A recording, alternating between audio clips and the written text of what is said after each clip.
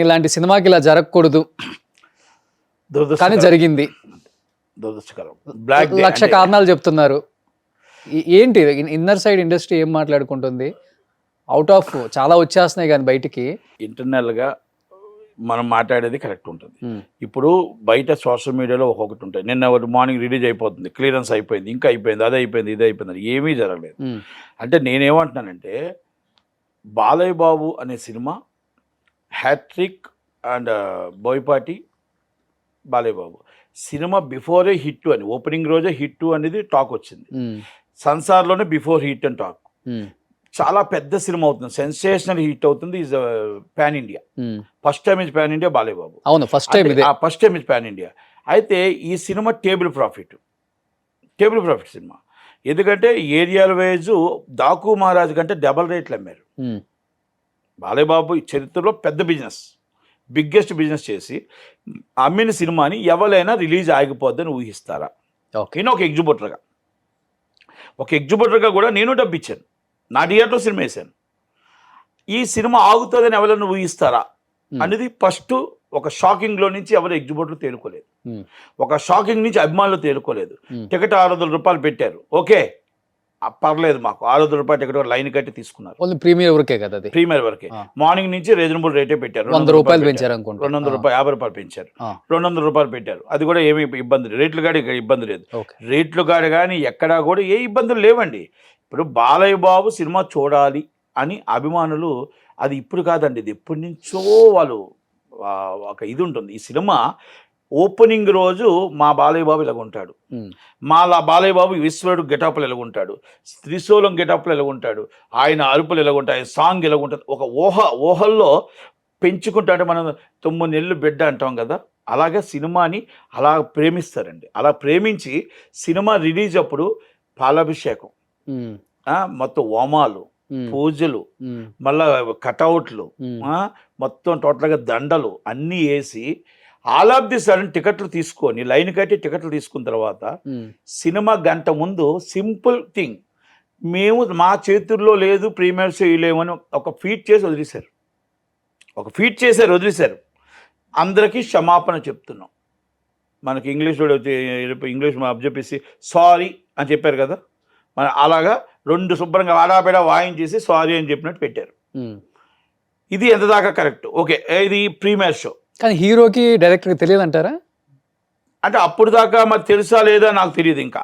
ఎందుకంటే అప్పుడు దాకా తెలుసా లేదు సడన్ అంటే వాస్తవంగా నేను ఒక డిస్ట్రిబ్యూటరు, నేను ఒక ఎగ్జిబ్యూటరు, నేను డబ్బు ఇచ్చాను, నా తోటి వ్యక్తులు కూడా అందరూ డబ్బులు ఇచ్చారు విశాఖపట్నంలో. మాకు నిజంగా తెలుసుంటే మేము అదే రోజు డబ్బులు ఇచ్చాం. సినిమా 11 గంటలకి స్టే వచ్చింది. గ్రూపుల్లో వచ్చినా కూడా అడిగిన తర్వాత లేదు అది 14+ 14 రీల్స్, అది ఏముండదు, దానికి దీనికి సంబంధం లేదు అన్నారు. అదేంటి ఇక మన టైం బ్యాడ్ అది అంతే. అడిగారు, ఆ డౌట్ వచ్చినా కూడా మళ్ళీ ఆ డౌట్ వచ్చినా డబ్బులు అందరూ కొట్టారు, డబ్బులు ఆర్టీజీఎస్ చేశారు. ఎందుకు చేశారంటే ఆ సంస్థ మీద కొంచెం నమ్మకం. ఓకే, ఆ సంస్థ కూడా మంచి వాళ్ళు, ఇద్దరు కూడా రామచంట గోపాల్ మంచి వ్యక్తులు, చాలా మంచి వ్యక్తులు. మనం వాళ్ళని కూడా తప్పంటానికి లేదు. ఓకే, ఏదో కమ్యూనికేషన్ గ్యాప్ ఇక్కడ అంటే ఎస్టాబ్లిష్ చేయలేపారు. అంటే ఎలా చెయ్యాలి అనేది ఆలోచన వాళ్ళకి రాలేదు. పాత బాకీలు వీళ్ళ మీద పడ్డాయి.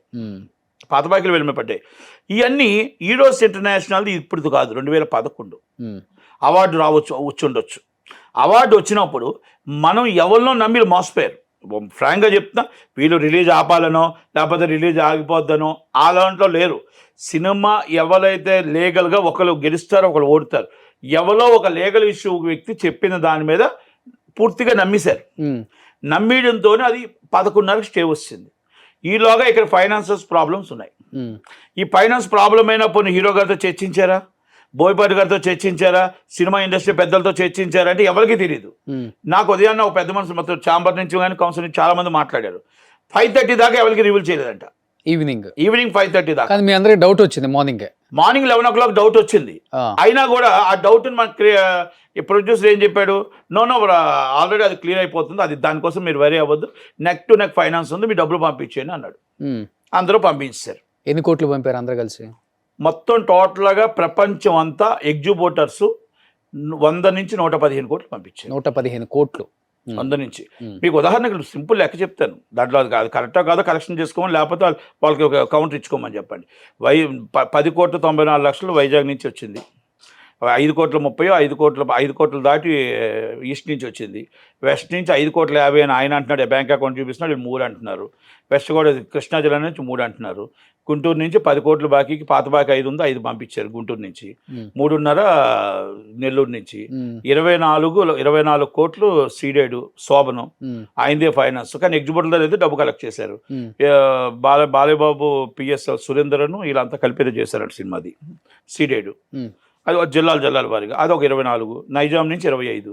ఇప్పుడు నైజాం నుంచి 25,000 ప్రొడ్యూసర్కి ఇచ్చారా, ఫైనాన్సర్కి ఇచ్చారా అని పక్కన పెడితే, కర్ణాటక నుంచి 8, ఓవర్ సైజ్ నుంచి 13, నార్త్ ఇండియా నుంచి 10-15, ఇక తక్కువ చిల్లర 2 కోట్లేదు. ఇవన్నీ కలిపితే 100 నుంచి, దాంట్లో సబ్జెక్టు కరెక్షన్ 1 కోటి అటు ఇటు ఉండొచ్చు.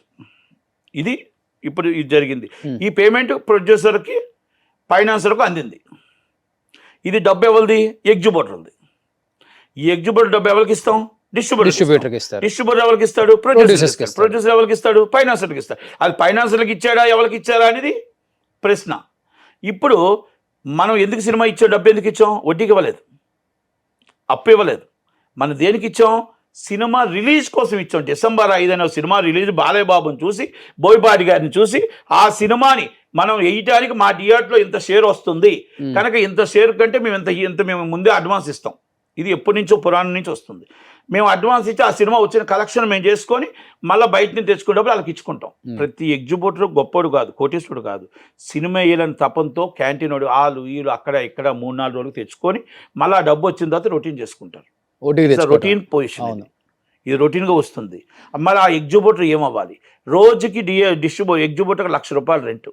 మీరెంత ఇచ్చారు? నేను మీరంతా కలిపి మీ టీం చాలా ఇచ్చారు మీరు. అది డిస్ట్రిబ్యూటర్కి ఇచ్చుకున్నాం కాబట్టి, అంటే మా ఎగ్జిబిటర్లు అందరూ కలిపి డిస్ట్రిబ్యూటర్కి ఇచ్చుకున్నాం. ఇప్పుడు మాకున్న ఎగ్జిబిటర్లు ఉన్నారు, ఎగ్జిబిటర్లు అంతా మేము ఎగ్జిబిటర్కి ఇచ్చుకున్నాం. అందుకని మేమేం ఎగ్జిబిటర్లు అందరూ కలిపి ఎవరికి ఇచ్చాం? డిస్ట్రిబ్యూటర్కి ఇచ్చాం. డిస్ట్రిబ్యూటర్ ఎవరికి ఇచ్చాడు? ప్రొడ్యూసర్కి ఇచ్చాడు. ఇప్పుడు మాకు సినిమా లేదు. ఇప్పుడు ఇదంతా ఒక 100 కోట్లు వచ్చిందండి. మీరు సినిమా డేట్ అనౌన్స్ చేయలేదు, ఓకే, సినిమా ఆగిపోయింది. అనువైన కారణాలు, అది ఎందుకు ఆగింది, దేనికి ఆగింది అని మాకు వద్దండి.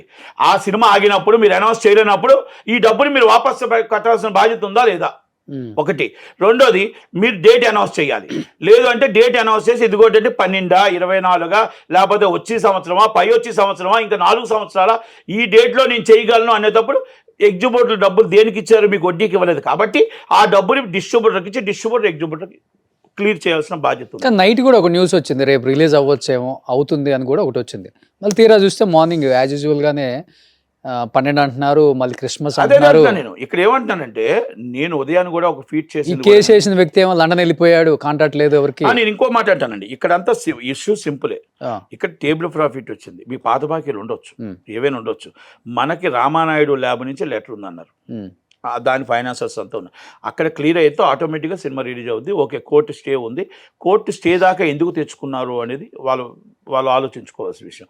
రెండోది, ఇక్కడ మీరు ఈ ప్రాబ్లం బాలయ్య బాబు గారితోనో, లోకేష్ బాబు గారితోనో, లేకపోతే ఇప్పుడు గవర్నమెంట్ ఉంది, ఏదో ఒకటి చెప్పి సినిమా బిఫోర్ ఆగకుండానే చేస్తే ఈరోజు ఇంటర్నేషనల్ లెవెల్ అని బయట వాళ్ళు, మన ఇండస్ట్రీ వాళ్ళే కదా. కానీ గవర్నమెంట్ వాళ్ళతో పాటు నేను సినిమా చేశాను. గవర్నమెంట్ కూడా చేసేది ఏం లేదు కదా, మహా అయితే మాట సహాయం. లింగా సినిమా చేశాను వాళ్ళతో. వాళ్ళేమి ఇది కాదండి, వాళ్ళు కూడా దాని మీద ఇప్పుడు మాట్లాడితే దాన్ని కూడా మాట్లాడుకుంటే చేస్తారు. ఎందుకంటే ఇండస్ట్రీలో ఉన్న వ్యక్తులు వాళ్ళు ఎవరితో సినిమా చేయాలి రేపు చేస్తే? మన సినిమా ఇండస్ట్రీ నుంచే కదా చేయాలి వాళ్ళు.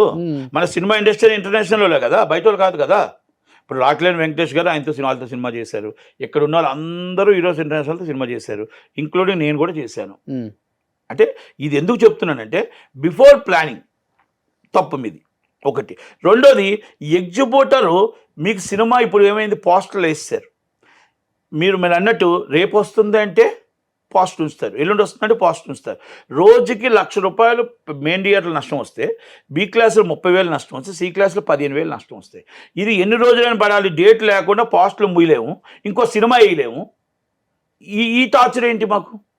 మేము డబ్బు ఇచ్చింది ఒక నష్టం అయితే, సినిమా థియేటర్ మూసుకునేది 2,000 థియేటర్లు మూసుకొని కూర్చున్నారు ఇవాళ. ఇంకో సినిమా లేదు, ఆల్టర్నేటివ్ సినిమాలు లేవు.